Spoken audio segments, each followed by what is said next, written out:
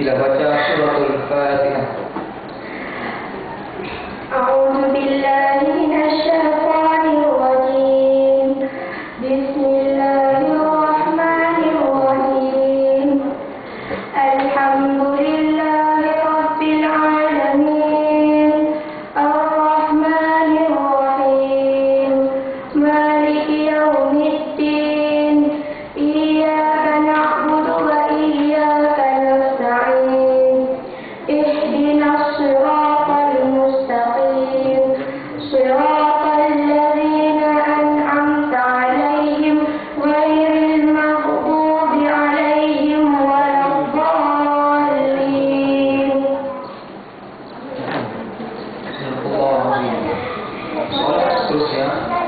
Soalan seterusnya sila baca suratul Humadah bermula ayat 1. Bismillahirrahmanirrahim. Wailul likulli humazatin lumazah. Bismillahirrahmanirrahim. Wailul likulli humazatin lumazah. Alladzi jama'a malan wa 'addadah. Yahsabu anna malahu akhladah. Kalla layunbazanna fil hutamah. Wa ma adraka mal hutamah. Narullahil muqadah. Allati tattali'u 'alal afidah. Innaha 'alaihim muqsadah. Fi amadin mumaddadah. Sadaqallahul azim. Soalan seterusnya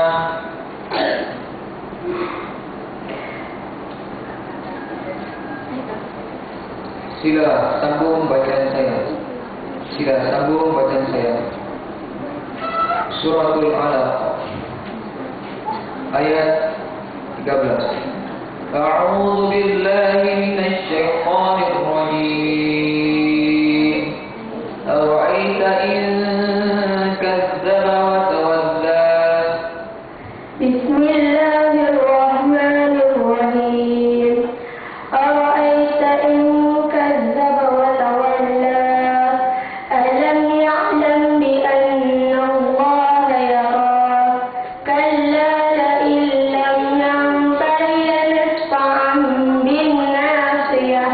Nasiyatin kadhibatin khati'ah. Falyad'u nadiyah. Sanad'u az-zabaniyah. Kalla la tuti'hu wasjud waqtarib. Sadaqallahul azim. Soalan seterusnya sila ulang dan sambung bacaan saya. Sila ulang dan sambung bacaan saya. Bermula ayat suratul Masad ayat 3. A'udzu billahi minasy syaithanir rajim. Sayasla naran dzata lahab. A'udzu billahi minasyaitonir rajim. Sayasla naran dzata lahab. Wa imra'atuhu hammalatal hatab. Fi jidha hablum min masad. Sadaqallahul azim. Sadaqallahul Dan azim. soalan terakhir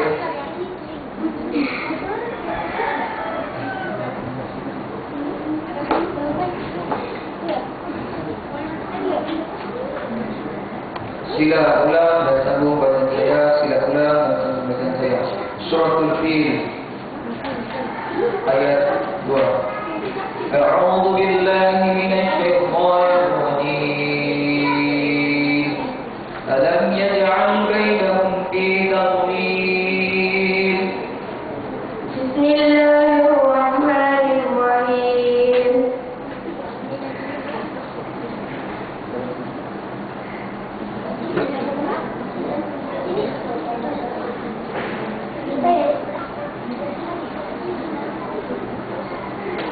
أعوذ بالله من الشيطان الرجيم. ألم يجعل كيدهم في تضليل. بسم الله